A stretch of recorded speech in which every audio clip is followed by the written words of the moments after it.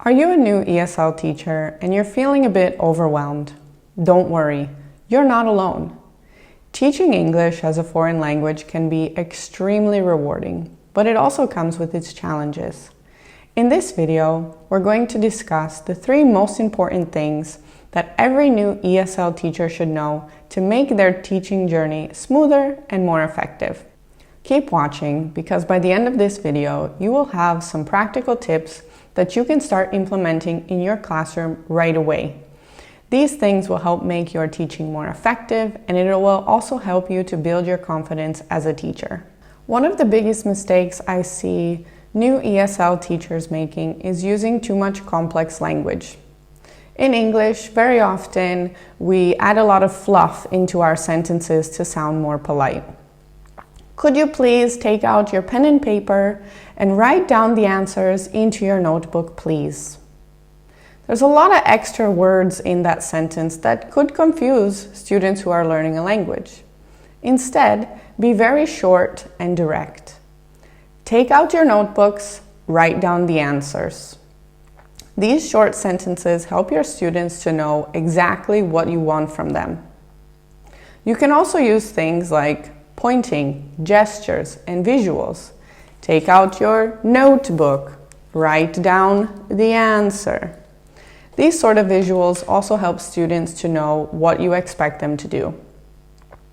A lot of times I will also ask students to explain or repeat the directions back to me, because many times when I'm working with teenagers or young children, they'll all say, "Yes, I understand." But they don't always. So I have them repeat the directions back to me to double check that they are really understanding. This second tip is one of my favorites, and it's to give your students time to think. Be okay with the silence. A lot of new ESL teachers worry that if their students are quiet, it's because they don't understand or they're not listening. We need to make sure we give our students time to think.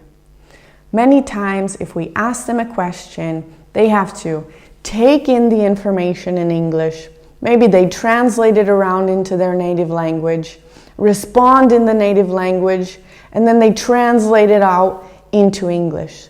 So give your students at least 5 seconds to respond.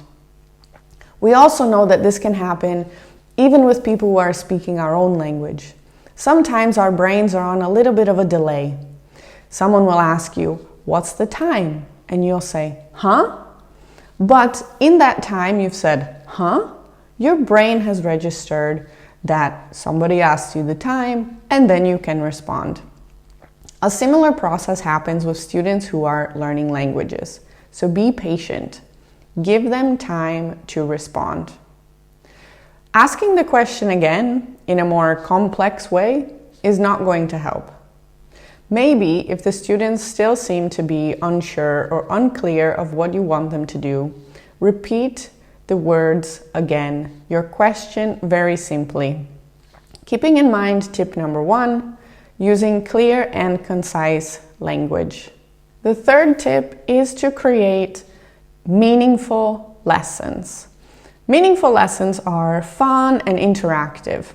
Maybe you are involving students in games. Maybe you are talking about something very practical, everyday events that students are interested in. Maybe you are talking about their personal hobbies or interests. People love to talk. And people love to talk about themselves.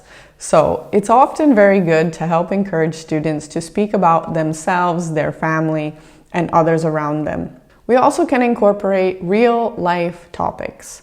I know that there are certain topics out there, such as political or religious situations, that tend to be a little bit touchy, so I would stay away from those.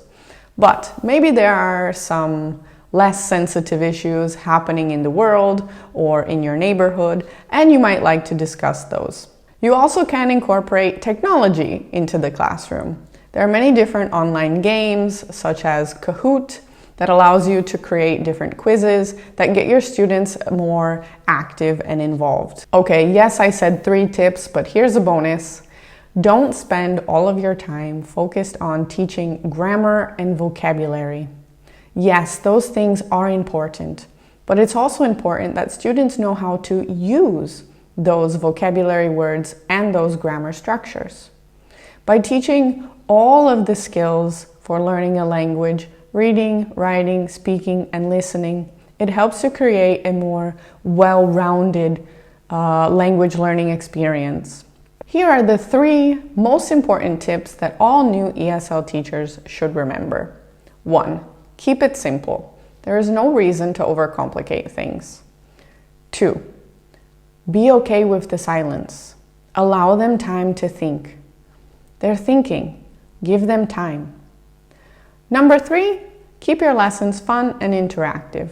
When people are having fun, they are more likely to learn and remember the things that they've learned. If you follow these tips, your learners will have a better overall learning experience, and they will help you to build your confidence in the classroom. These are also things that you can apply right now if you are doing your ESL teacher training, or if you have just gone off to begin your ESL teaching career. And for those of us who have been teaching English as a foreign language for a while now, we also should keep these things in mind as we go about our lessons too. Drop a comment in the box below. Let me know what is your biggest challenge as an ESL teacher. I would love to help. Stay tuned for more videos on teaching English as a foreign language and also CLIL lessons. CLIL is Content and Language Integrated Learning. I've just done a video about that, so if you haven't watched it yet, go check it out.